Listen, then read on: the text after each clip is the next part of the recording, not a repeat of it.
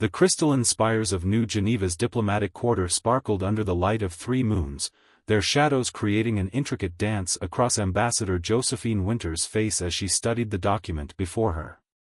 20 years of diplomatic service hadn't prepared her for what she just uncovered in the Zetharian Trade Agreement subspace encryption layer. Her hands trembled as she initiated a secure quantum link to Earth command. The holographic display flickered to life, revealing Fleet Commander Marcus Theron's weathered face. His expression hardened as he noted her ashen complexion. "They've been lying to us, Marcus. The whole damn time." Josephine's voice was barely above a whisper. "The Zetharians aren't peaceful traders seeking alliance. They're harvesters." Marcus leaned forward, his cybernetic eye whirring as it adjusted focus. "Explain." "I found hidden data packets in their diplomatic feeds. They've done this before, approached civilizations with promises of technological advancement and cultural exchange. But it's all a facade." She transmitted the decoded files. "They're studying us, cataloging our responses to various stimuli. The trade agreement isn't about commerce, it's about testing our limits." The commander's expression remained neutral, but Josephine noticed his jaw tighten. "How many civilizations?" 17. "All gone now." "They..." She swallowed hard. "They harvest neural patterns, Marcus. They wait until a species reaches its peak of technological and cultural development, then they extract and store their consciousness. Entire civilizations, reduced to data in their quantum archives." Outside her window, Zetharian ships gleamed in high orbit, their organic-looking hulls pulsing with soft bioluminescence. Beautiful and deadly, like everything about their species. "The worst part?" Josephine continued, "They genuinely believe they're preserving these civilizations. Their logic is that physical forms are temporary, but stored consciousness is eternal. They see themselves as archivists of the galaxy's greatest achievements." Marcus's human eye narrowed. "How long do we have? Based on their previous patterns? Maybe 6 months before they consider us ripe for harvesting. They're already positioning their ships throughout our colony systems, disguised as trading posts and cultural centers. And our defenses? Useless. Their technology is centuries beyond ours. Standard shields, weapons, nothing we have can touch them." Josephine paused, then added, "But they've never harvested humans before." Marcus raised an eyebrow. "You have something in mind?" "The Zetharians' entire approach is based on predictable responses. Their previous victims all followed similar patterns: acceptance, technological dependence, cultural assimilation. But humans..." She allowed herself a grim smile. "We're anything but predictable." "Go on." "Their data shows they've never encountered a species with our level of psychological diversity. Our capacity for rapid adaptation, our ability to function, even thrive, under extreme stress. They've catalogued these as interesting anomalies, but I don't think they understand what it means." Marcus nodded slowly, understanding dawning in his eyes. "They've never faced a species that gets stronger when backed into a corner." "Exactly. Their whole harvest system relies on compliance, on species being too dependent on their technology to resist." "But humanity?" Josephine's eyes gleamed with fierce determination.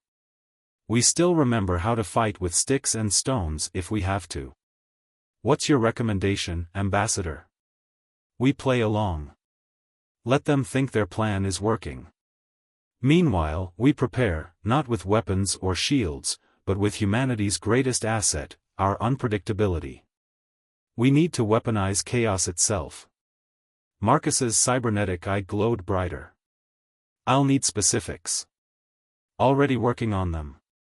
But first, we need to get word to every human settlement, every colony, every ship.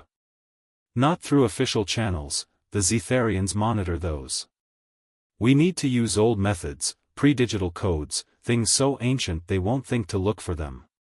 The old ways protocol, Marcus mused. Haven't used that since the AI wars. Precisely. And Marcus? Josephine's voice hardened. When this breaks open, it's going to get ugly.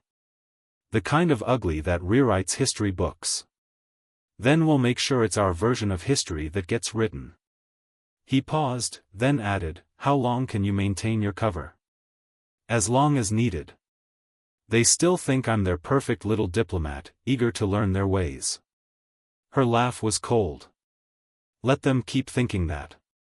While they're studying us, cataloging our responses, they'll miss what's really happening. And what's that? Josephine looked out at the Zetharian ships again, their beautiful lights now seeming more sinister than ever.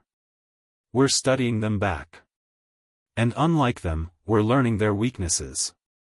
As the quantum link faded, Josephine turned back to her window.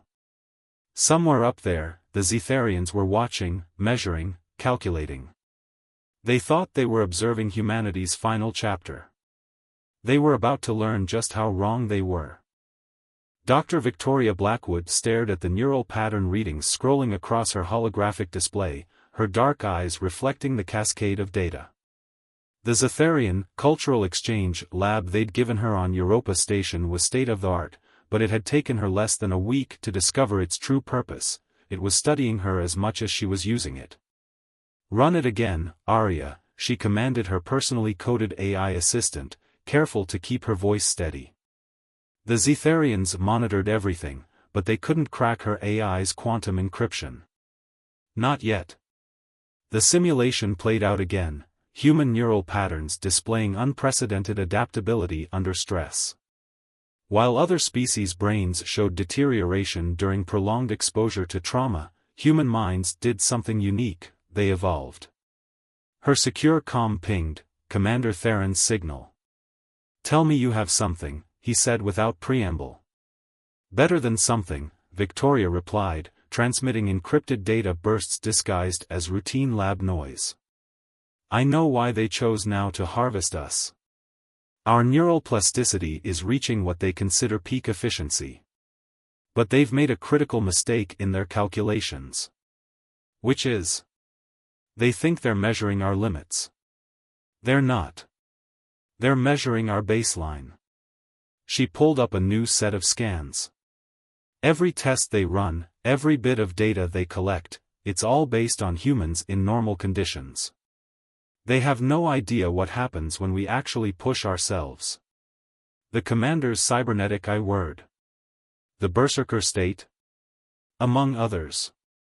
Hysterical strength, flow state, the documented cases of mothers lifting vehicles to save their children, they've dismissed all of these as statistical anomalies. Victoria's voice took on an edge of excitement. They don't understand that humans don't just adapt to survive. We adapt to win. A proximity alert flashed, a Zetharian observer approaching her lab. Victoria smoothly switched her displays to approved research protocols. Time's short, she whispered. But I've found something else. Their consciousness extraction process? It requires compliance. The neural patterns have to be receptive. And if they're not, the process fails. Catastrophically. For them. She allowed herself a small smile. Their entire harvesting system is built around willing participation. They've never had to deal with a species that might choose to burn rather than submit. The lab door whispered open.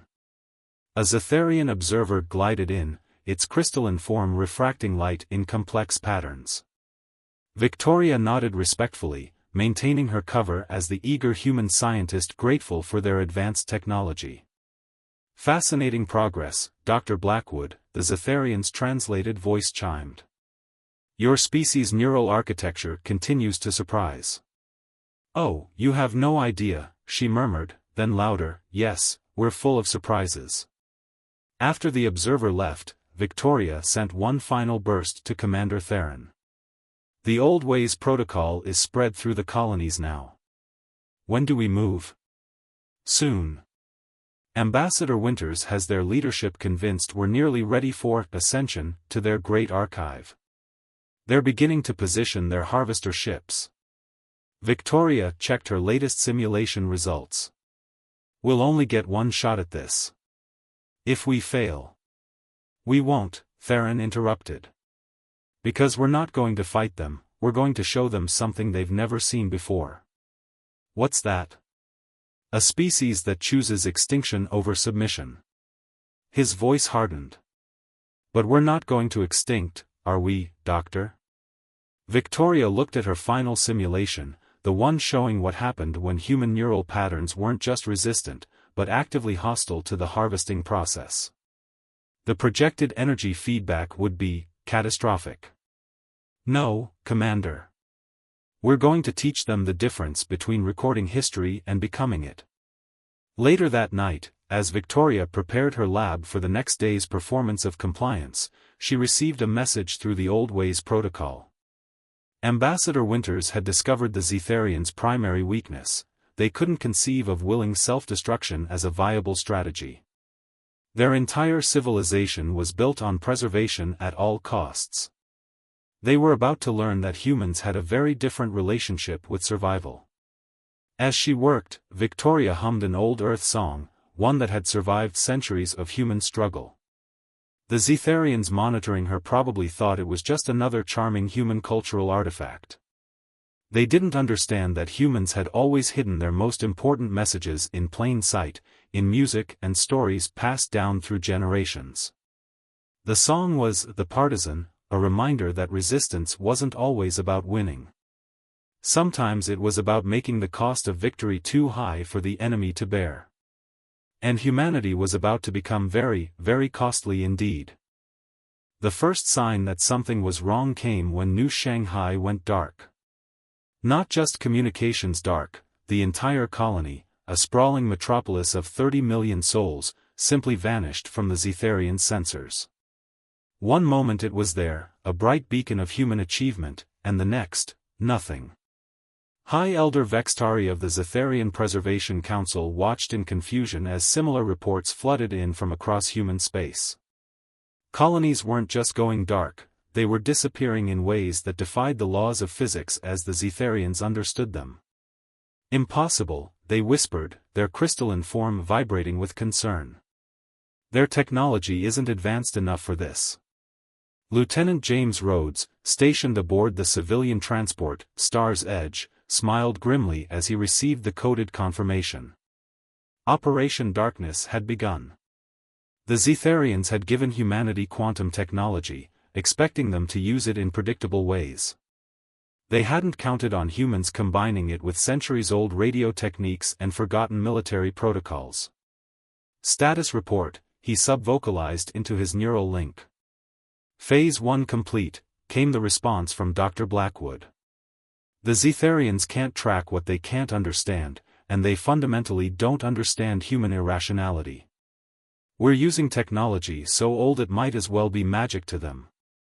Across human space, colonies were implementing what appeared to be suicide protocols, at least to Zetharian sensors.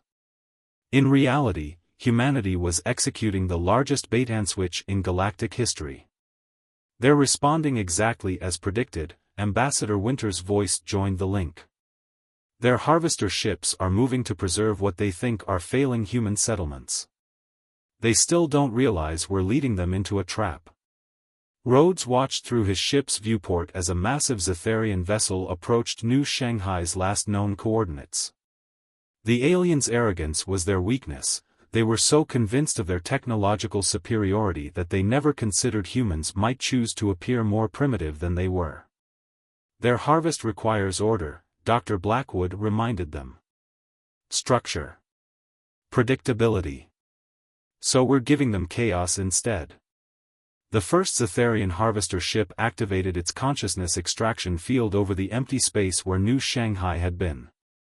The energy beam reached out, searching for minds to preserve, and found something else entirely. The explosion was beautiful in its silence. Quantum feedback loops, designed by humans who'd spent months studying Zetharian technology, triggered a cascade failure throughout the harvester's systems. The ship didn't just explode, it collapsed in on itself, its own preservation technology turned into a weapon. First blood, Rhodes murmured.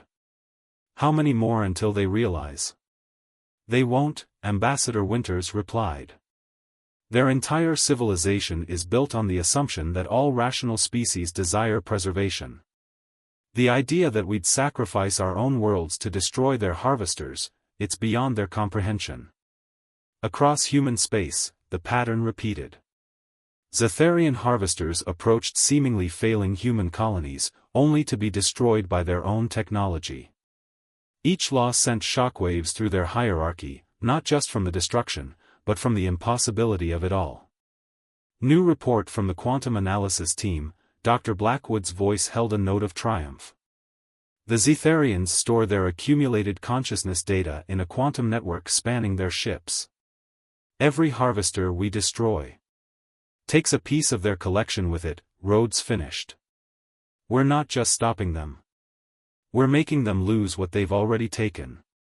On the Preservation Council's command ship, High Elder Vextari watched in growing horror as their carefully accumulated archive of consciousness began to fragment. 17 civilizations worth of preserved minds, their greatest achievement, was unraveling. The humans, they transmitted to the Council. They're not, this isn't rational? Ambassador Winter's voice cut through their secure channel, shocking them into silence. Did it ever occur to you that rationality might not be humanity's defining trait? Across the galaxy, humanity's message was becoming clear: we would rather burn our own worlds than let them be harvested. The Zetharians had sought to preserve human consciousness at its peak. Instead, they were witnessing human consciousness at its most fundamentally human, defiant, unpredictable, and willing to sacrifice everything to remain free. As Rhodes watched another harvester fall to human ingenuity, he received a final transmission from Earth Command, Phase 2 initiated. Show them why humanity's consciousness can't be preserved, because we never stop evolving. The real war was about to begin, and humanity was done playing by alien rules. The Zetharian High Council received the transmission at precisely 0 hour, Earth time. It was broadcast on every frequency, using their own quantum networks against them. Ambassador Winter's voice, calm and clear. You tried to preserve what you didn't understand. Now you'll learn why some forces should never be contained. Aboard the Zetharian command ship, High Elder Vextari watched in disbelief as human ships emerged from quantum space using impossible configurations. Their sensors showed energy readings that shouldn't exist, human neural patterns amplified and weaponized in ways that defied comprehension. Lieutenant Rhodes stood on the bridge of the Star's Edge, now transformed into something that barely resembled a civilian transport. His crew's neural patterns were linked through Dr. Blackwood's experimental interface, their combined consciousness creating patterns that shattered Zetharian scanning systems. They thought they could catalog human consciousness, Rhodes spoke to his linked crew. Show them what human consciousness really is. The first wave of human ships didn't attack with conventional weapons. Instead, they broadcast focused neural patterns, the combined mental force of thousands of humans experiencing every extreme emotion simultaneously. Rage, joy, fear, love, all amplified and directed like a weapon. Zetharian ships began to fail as their consciousness preservation systems tried to process the overwhelming complexity of unleashed human emotion. Their technology, designed to capture and preserve ordered thought patterns, couldn't handle the chaos of human minds operating at their full potential. Fascinating, isn't it?